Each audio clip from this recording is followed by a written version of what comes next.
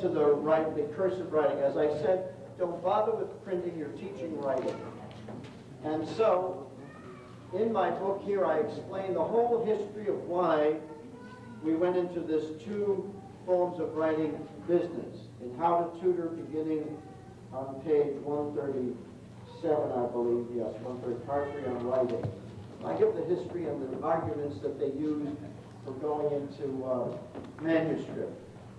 But we're going to teach cursive, and so when you start teaching cursive when you begin teaching them to read, and you begin with the letter A.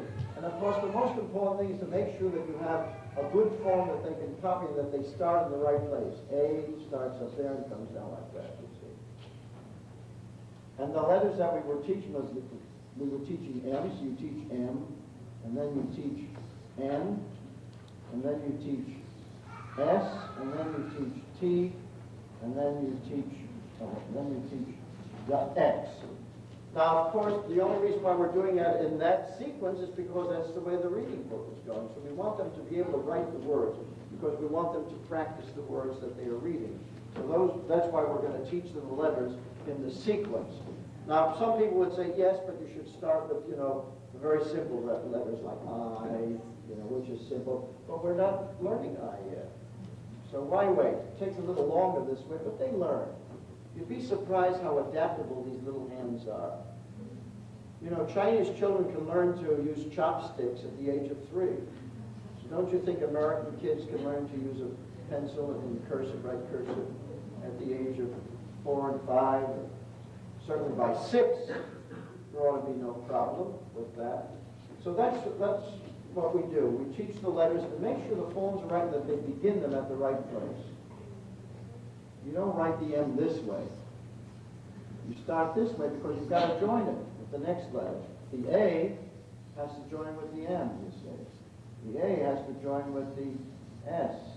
The A has to join with the T. So there's a reason why we do it and why we start the letters where we do. We start up here, you see. Go around and down this way. Now, as I said, all of cursive consists of only 3 movements. You have the overcurve, the undercurve, and the up and down. So what is the overcurve? The initial downward overcurve. That's it. This is the downward overcurve. And this is the initial upward overcurve. You see B, E, F, H, I, J, etc. Then we also have the looped letters. B, E, F, H, K, and L. And then we have the non-looped letters. I, J, P, R, S, T, U, W.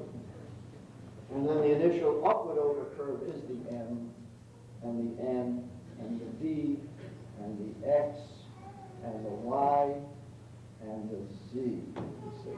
And then, of course, you've got also the capitals.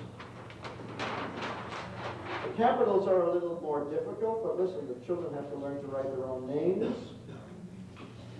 And in the lessons here, I have the capital letters from A to Z.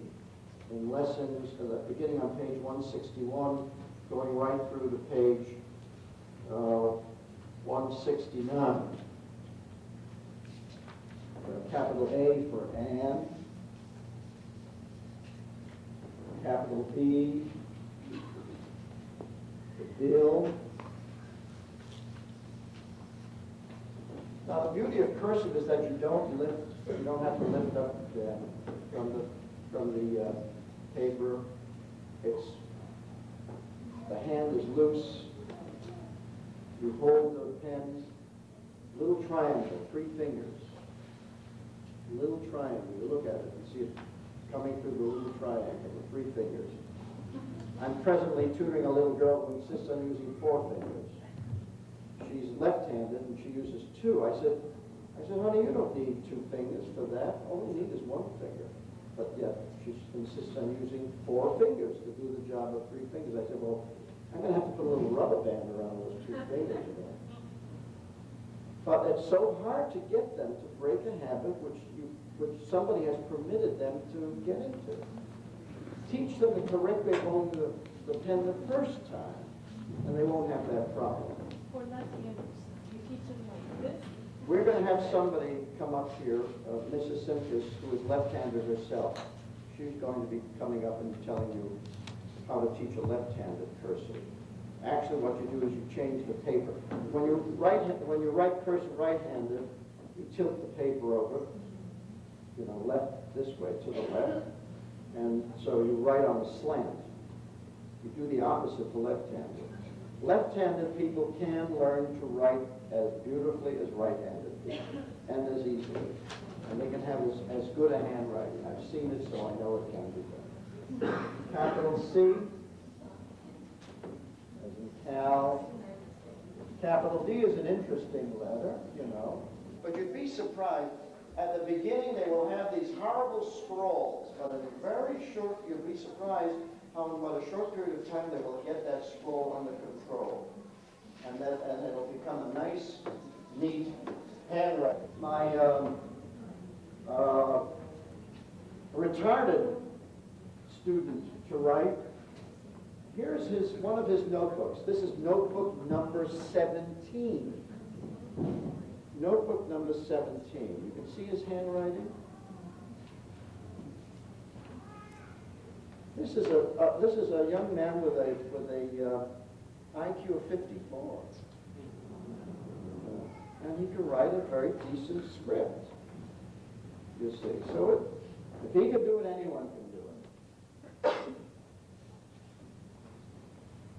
D, E, capital E, capital F, capital G, capital H, etc.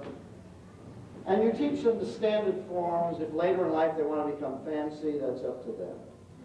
Everyone likes to have an original signature, but at least teach them the proper way to do it. H,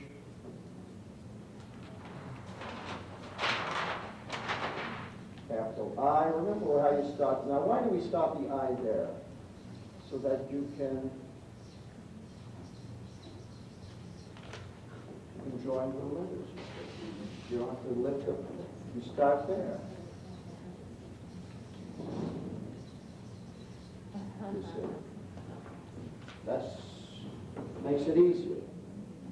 Most of the capital letters can be joined with the small letters. There are 1 or 2 that are very difficult to join, but practically all of them, almost all. I'd say P is difficult. You couldn't join the P. See, no way that you can join the T. That's one of the few. But the T can be joined. You see? See that?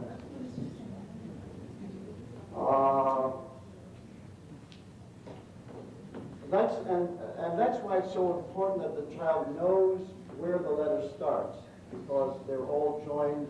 And so knowing where the letter starts means that they know how to join the letters. And so you could go through the entire alphabet, teach it slowly, plenty of time, have them practice it.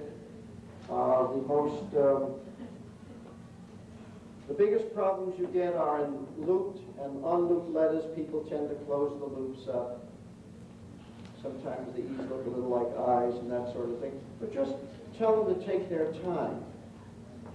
When it comes to learning to write cursive, take their time. And this accuracy comes before speed. Accuracy before speed. It's like in anything. First you do it slowly, and then as you gain mastery of the skill, then you speed up. So accuracy before speed.